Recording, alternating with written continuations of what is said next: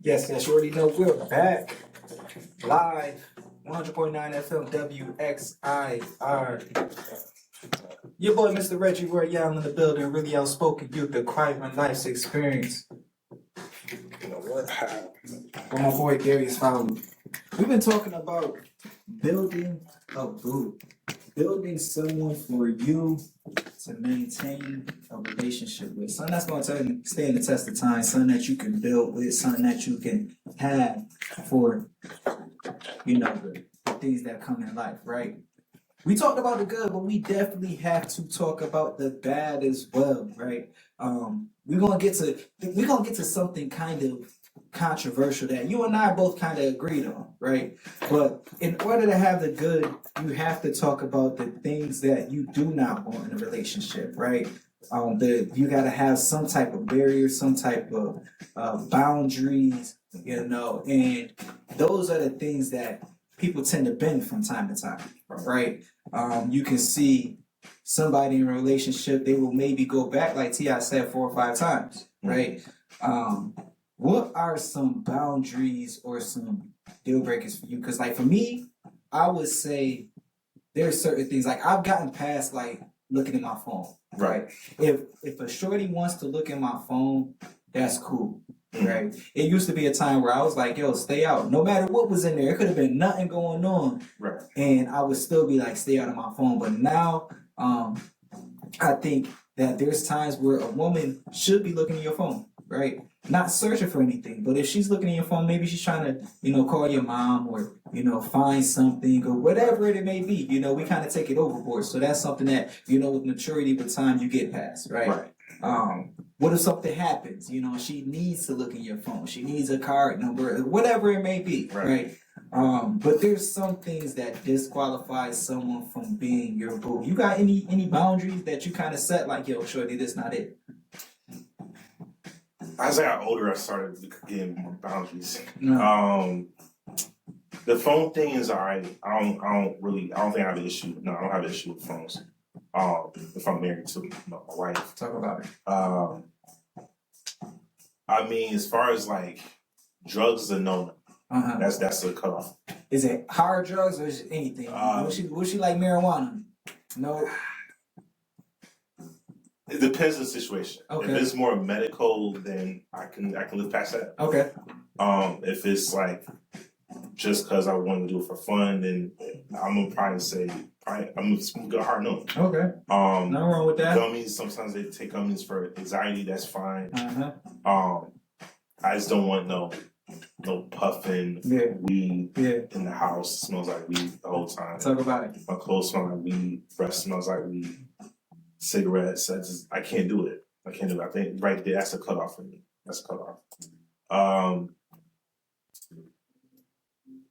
That's the main thing, really. That's the main thing is the drugs and the cigarettes and the weed, the smell of it. It's just like this. It's a cutoff for me. Yeah. So we gonna talk, right? Because when we was watching the video, there was something that in the chat we all kind of talked about, and I thank God that we have, our host that we have, Shout out to Queen Raquel. Because, they give a different perspective on things, because we see things from a man's point of view, right? We do, right. But from a woman's point of view, like, what are some things that they are willing to accept or not accept from a husband, not a boyfriend, because, 2 different denominations right there, right? And one of the things we talked about was cheating. We talked about abuse. We talked about things like pregnancies outside of the relationship, right? Abuse was a big no-no, hard no-no for everyone, right? No matter male, female, whoever it is, abuse, domestic violence, we don't condone it. We hope that, if you are in a relationship that happens to go that route, that if you're trying to get out, there's ways to get out. Seek that help. You feel me? Because no one deserves that, male or female, right? Right. But the spicy one was cheating. You feel me? Cheaters, right? What do we do with someone that we may love, and they may love you, but they cheat, right? Because does cheating mean that the person doesn't love you? Some women think so. Okay. Some women may not. Some people think so. Some people may not. But there's a lot of thin lines between cheating and why cheating happens. Right? I guess I can give you an example because I've cheated on someone before. Okay. I'm admit to it. Yes, I've cheated on someone before. But it was mentally cheating, which is worse than physical cheating. But Yeah. cheating is still bad, period. Facts. Right. It's more so what's going on with the relationship. The communication's not there. Yeah. Right. So if the communication's not there, someone's trying to say something to his significant other, or vice versa, right? And they're not hearing them, they're not listening, or whatever. Yeah. That's a problem with communication. So what? Somebody else might be listening, there right? You go. Someone else might be listening, or someone else might want to listen. If you find someone attractive, or whatever, right? So I think communicate before it happens. I think the communication has to be there. Yeah. So that way the cheating doesn't happen. So you need all of the good because that communication has to be built from those things we was talking about before the bad gets. Exactly. Right? It should have been, communication should be there from the beginning. Yeah. If it's not, it could cause issues along the way. Yeah.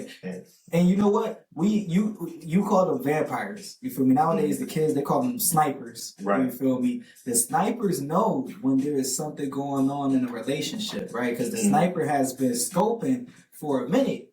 You feel me? And Shorty might have been blowing them off. You feel me? Not giving them no energy. Right. Until that one fatal shot, right? And I think that's where we kind of align, where most men will be like, nah, bro, I'm not accepting it, right? I've always, I've said this on the show before, I've always had the testament that emotional cheating, like you said, is worse than the physical act of cheating, right?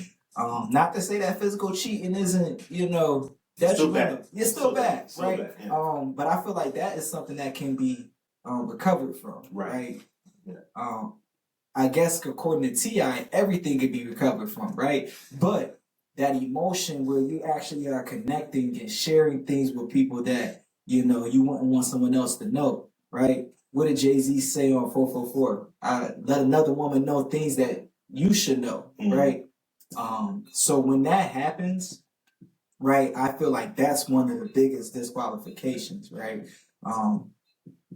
Would that be like simp behavior, accepting a woman back for cheating on you? If she's like, you know what, I messed up, you feel me?